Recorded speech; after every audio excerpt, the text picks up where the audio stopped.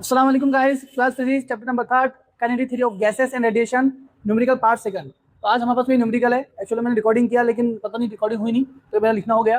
तो आपको शॉर्टकट में समझा देता हूँ। एक्चुअली एक इलेक्ट्रिक फर्नेस है, उस इलेक्ट्रिक फर्नेस में से 20 वॉट का पावर इमिट हो रहा है एक होल से।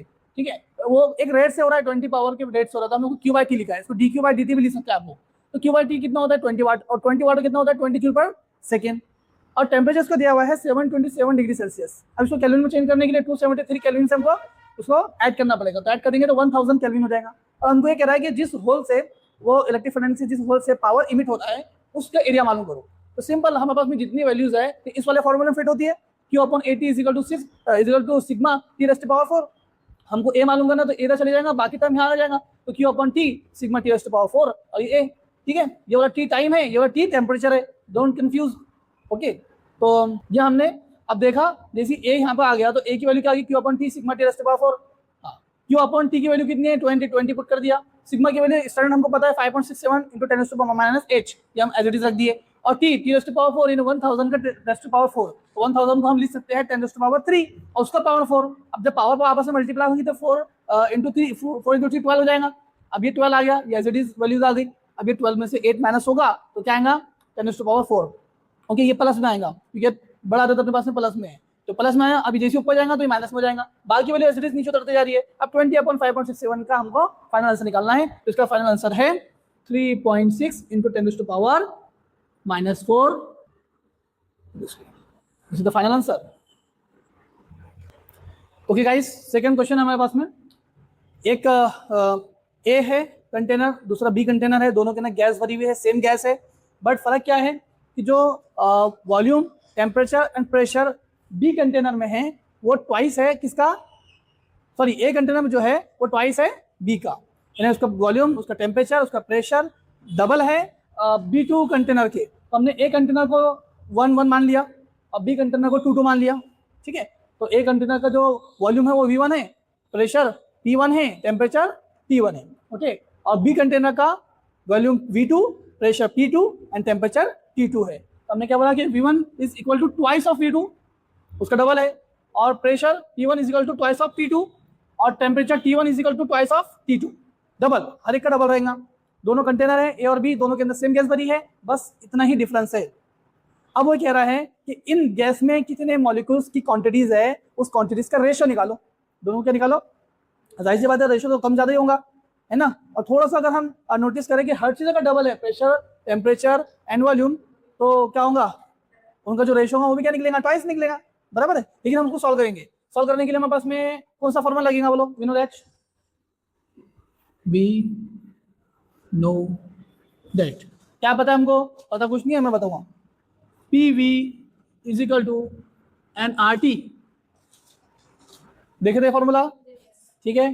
क्यों ये लिया हमने, देखो P है, V है, T है, P है, V है, T है, और हमको मालूम करने के लिए क्या कह रहा है, सॉरी हमको मालूम करने के लिए कह रहा है वो N1 N2 कितना होता है।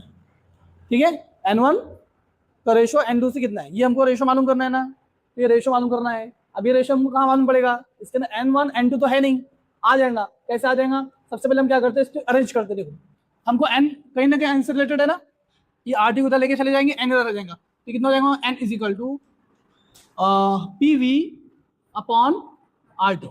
और जैसे हमको पता है लास्ट टाइम में देखा था N क्या होता है, N अपॉन Na।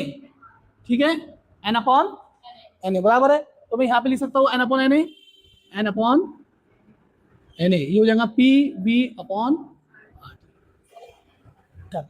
अब ये N upon Na, P V upon R T, ये आ गया। अब हमको मालूम करने के लिए क्या करा हो, रेशो। तो हम क्या करेंगे, हर एक में रेशो लगा देंगे, 4 रेशो।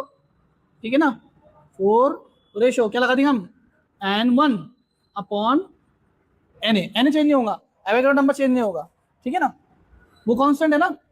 एवोगैड्रो नंबर क्या बोलता है, 22.4 लीटर गैस के अंदर कितनी क्वांटिटी ऑफ गैस या मॉलिक्यूल्स है। ठीक है, तो N1 हो गया, ऐसी ये N2 अपॉन Na, रेशो बना रहे हैं ना हम, रेशो इसी को कहते हैं ना। चलिए इधर क्या है P, तो P1 V1 अपन है R। अब R क्या है, कांस्टेंट है, R कांस्टेंट होता है। T तो T1, जो चीजें चेंज हो सकती है उसको हम 1 2 के फॉर्म में लेंगे। ठीक है, T2 V2 upon R as it is और T2। क्या करता है इसमें बोलो मेरे को? एन से एन ए कटा, आर से आर कटा, बाकी वैल्यूज के क्या बचे अपने पास में? अब ये N upon N one upon N two, ठीक है। इधर क्या बचा? P one V one. अब ये देखो, ये है नीचे, ये P two V two upon T two, ऐसे लिखते हैं उसको, T one upon P two V two upon. अभी नीचे की वैल्यू ऊपर जाएंगी तो क्या हो जाएंगी? चेंज हो जाएगी, ठीक है। उसको इधर लिखता हूँ मैं यहाँ पर, ठीक है, इस तरीके से। ये क्या करेंगे? हम ये वाला टर्म उठाएंगे और यहाँ लेके जाएंगे, लेकिन क्या हो जाएगा? वो पलट जाएगा। अब क्या बचेगा अपने पास में? N one upon N two is equal to P one V one upon T one into T two upon P two. समझा क्या? समझा क्या कैसा चेंज हुआ? ठीक है, वेरी गुड। देन अब हम यहाँ वैल्यूज पुट कर सकते हैं, जो वैल्यूज हमारे पास में ऊपर है। बोलो पी वन की वैल्यू क्या है? पी वन की वैल्यू क्या है? 2p2 है ना। वी वन की वैल्यू कितनी है? 2v2। और टी वन की वैल्यू कितनी है? 2t2 into t2 p2 v2। क्या हो जाएगा सब? सब कैंसिल हो जाएगा। t2 cancel, v2 cancel, p2 cancel, 2 से 2 कैंसिल, सिर्फ एक एक्स्ट्रा 2 ये बचा, ये वाला 2 बचा। तो फाइनल आंसर जाएगा n1 upon n2 is equal to 2 upon 1। It means n1 raised to n2 is 2 raised to 1. This is the final answer. That's it. Write down. आप लोग स्क्रीनशॉट निकाल लो,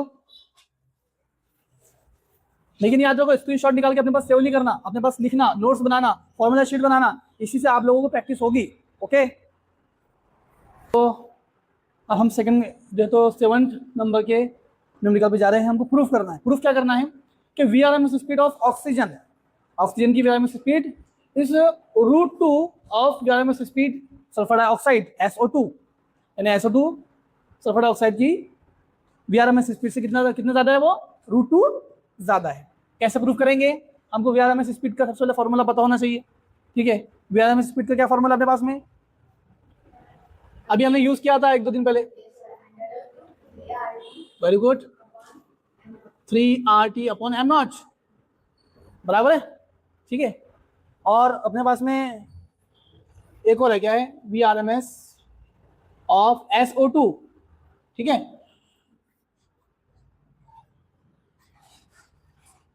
कितना होगा यहाँ पर? वही √2 3RT अपॉन मोलिकुलर मास। क्या चेंज होगा इसमें बोलो? ये ऑक्सीजन की है तो यहाँ पे लगा दें, यहाँ पे SO2 लगा देंगे, ठीक है। इसको क्या लगा देंगे? O2 लगा देंगे, ऑक्सीजन लगा देंगे, सिंपल। और क्या चेंजेस करना है? कुछ भी नहीं है, क्योंकि टेम्परेचर तो सेम रहेगा, बाकी ये सब सेम रहेगा। क्या क्या कटेंगे इसमें? सोलो 3 से 3 कटा, R से R कटा, T से T कटा, कट गया। क्या बचा फिर? ये एज इट इज रहेगा यहाँ पर, ठीक है। तो एज इट इज लिख रहा हूँ। क्या बचा यहाँ पर? रूट में इसको पूरा मुकम्मल रूट कर देता हूँ, ठीक है, complete root. 1 upon m0 of oxygen upon 1 upon m0 of SO2, ठीक है। तो छोटा बना दो इसको, SO2, बराबर है। अब ये चीज़ फिर ऊपर जाएंगी तो क्या हो जाएंगी? चेंज, बराबर है। क्या हो जाएगा ये? 1 upon m0 of oxygen into, ठीक है। ये ऊपर जाएंगी, जो ये ऊपर चली जाएंगी इसे उल्टी हो जाएंगी, तो इसमें मल्टीप्लाई हो जाएंगी ना, तो इतना लिखने की जरूरत ही नहीं है, यहाँ डाल देता हूँ मैं m0 of oxygen sulphur dioxide, ठीक है। समझा? ऊपर है ना, तो चेंज हो जाएगा, चेंज हो जाएगा तो फिर वापस आपस में मिल जाएगा। यहाँ तक क्या आ गया? अब क्या होगा? Molecular mass of sulphur dioxide कितना होता है? ये याद नहीं होगा तो याद कर लो, ठीक है। 64 कितना होता है? Molecular mass of sulphur dioxide कितना होगा? 64। और ऑक्सीजन का लास्ट टाइम देखे थे हमने, कितना था? 32। और 31 था 31, 32 था 64, 32 दूनी 64। कितना आ गया आंसर? √2, है ना। कट गया, √2 आया। इधर क्या था? इधर क्या चल रहा था अपना? बोलो VRMS ऑफ ऑक्सीजन, ठीक है, VRMS ऑफ SO2, ठीक है। ये SO2 कहाँ चला जाएगा? यहाँ चला जाएगा, VRMS बचेगा। तो final answer VRMS of O2 is twice of VRMS of SO2. Prove that. Hence proved.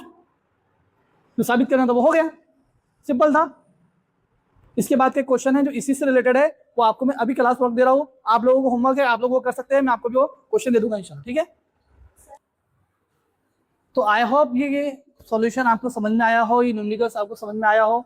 बहुत इजी है, कोई हार्ड नहीं है, कोई रॉकेट साइंस नहीं है, बहुत इजी न्यूमेरिकल्स है। बस आपको प्रैक्टिस की ज़रूरत है और फॉर्मूला शीट बनाने की ज़रूरत है।